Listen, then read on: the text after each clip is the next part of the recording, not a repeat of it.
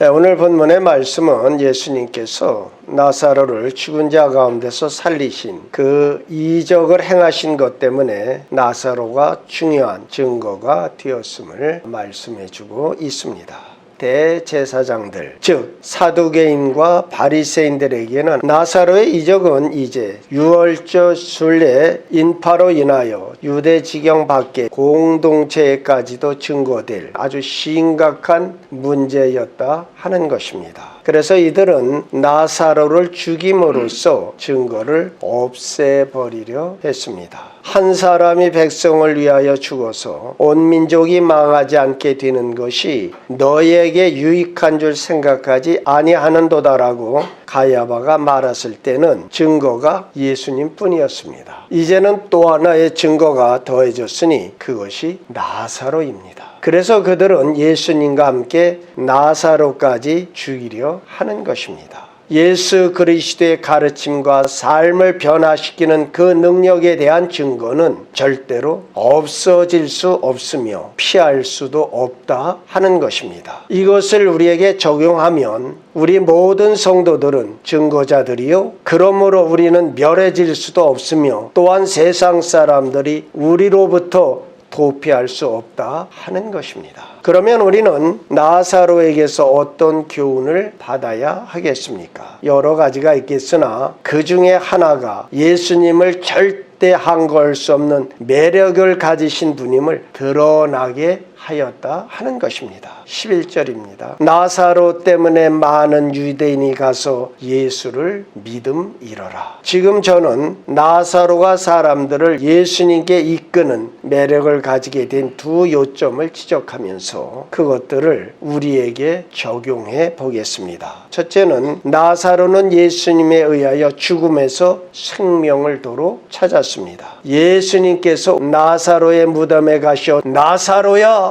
나오너라 이렇게 외치시니 죽은 나사로가 배로 동인 채 무덤에서 걸어 나왔습니다. 물론 우리는 육체적으로 죽었던 사람은 아닙니다. 그러나 우리는 영적으로 죽은 자들이었다 하는 것입니다. 에베소서 1장 1절에 그가 허물과 죄로 죽었던 너희를 살리셨도다라고 말씀할 때 바로 영적으로 죽은 것을 가리키는 것입니다. 성경의 선언같이 우리도 영적으로 죽어 아무 가능성이 없을 때 예수 그리스도께서 오셔서 우리 각 사람을 불러내셨습니다.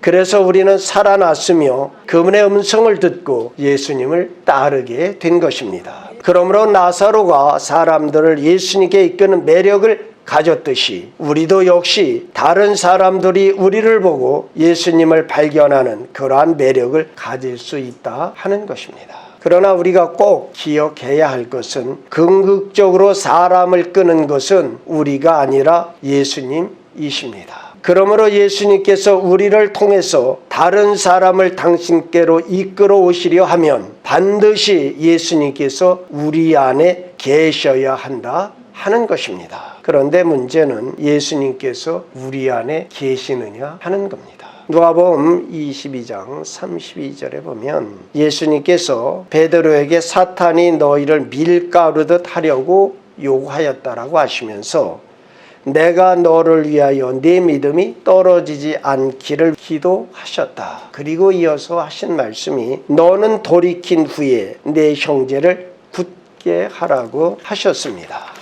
돌이킨 후에 네 형제를 굳게 하라. 이 말씀은 베드로가 자신의 실패에 대하여 철저히 회개하고 돌이켜 예수님을 위해서 변화되어야만 한다는 것입니다. 그 연후에야 사람들을 예수님께 이끌 수 있다는 말씀입니다. 여러분, 우리도 철저히 회개하고 죄에서 돌이켜 변화된 성도들로서 구별되어야 한다 하는 이유가 바로 여기에 있는 것입니다.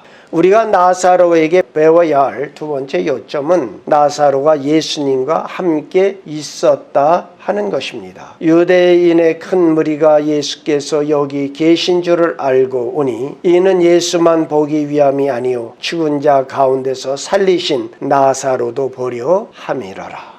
나사로는 예수님과 함께 있었습니다. 그래서 예수님을 보러 왔던 사람들이 나사로를 보았고 나사로를 보았던 사람들은 또한 예수님을 보았다는 것입니다.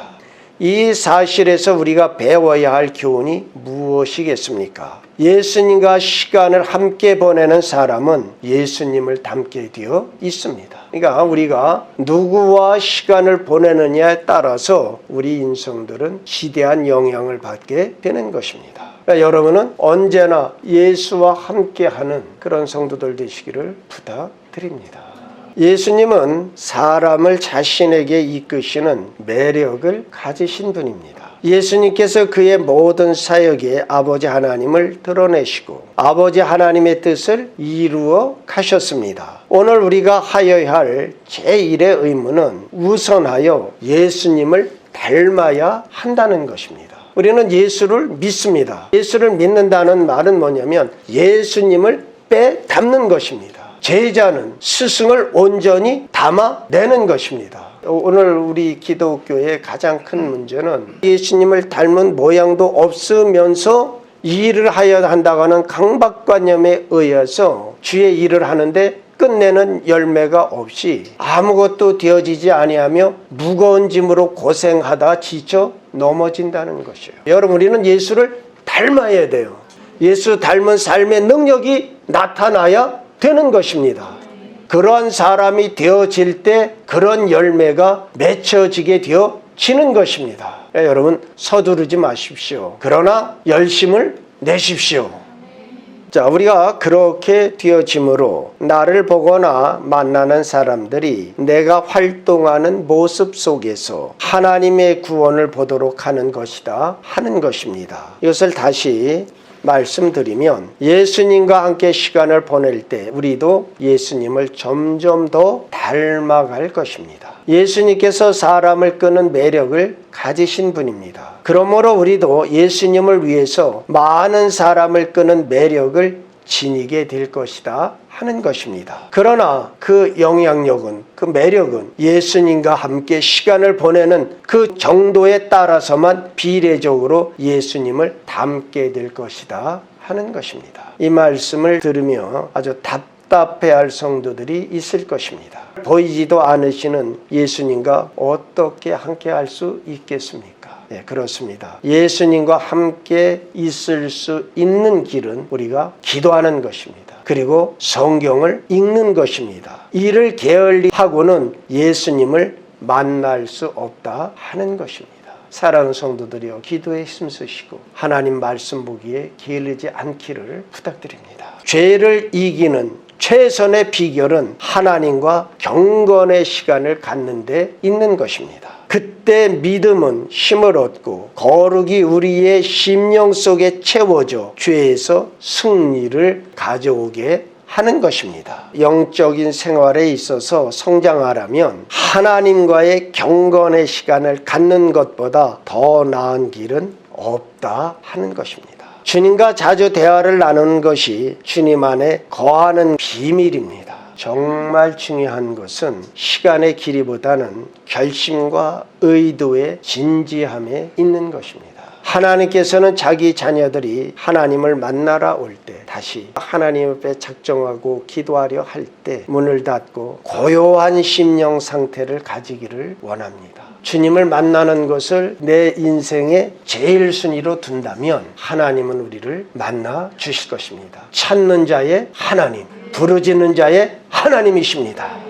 세속에 방해받지 않고 진정한 단둘이의 교제를 원하시는 하나님이심을 기억하시기 바랍니다. 우리가 오늘 본문에서 배우는 두 번째 특징은 나사로는 불신자들에게 위협이 되었다 하는 사실입니다. 오늘 본문에서 불신자들은 유대 사회를 통치하는 대제사장들이었습니다. 탁월한 추석학자인 윌리엄 바클레이가 두 가지 방면에서 나사로는 이 사람들에게 위협이 되었다라고 합니다. 첫째로 정치적으로 그들은 위협을 받은 것입니다. 대제사장들은 부유하였으며 귀족적인 지배자들이었다 하는 것입니다. 당시 로마는 친로마 정책을 위하여 정복지라 할지라도 그들 스스로 통치하는 자유권을 허락했습니다. 그러나 폭동이 일어난다든지 사회 질서를 문란시키는 일이 발생하면 로마군은 즉각적으로 단호한 조치를 내려 폭동을 선도한 자들은 다 처형에 처했고 치안을 지킬 책임을 가졌던 자들에겐 모든 직위와 권세를 빼앗아 버리는 것이 일반적인 상례였습니다.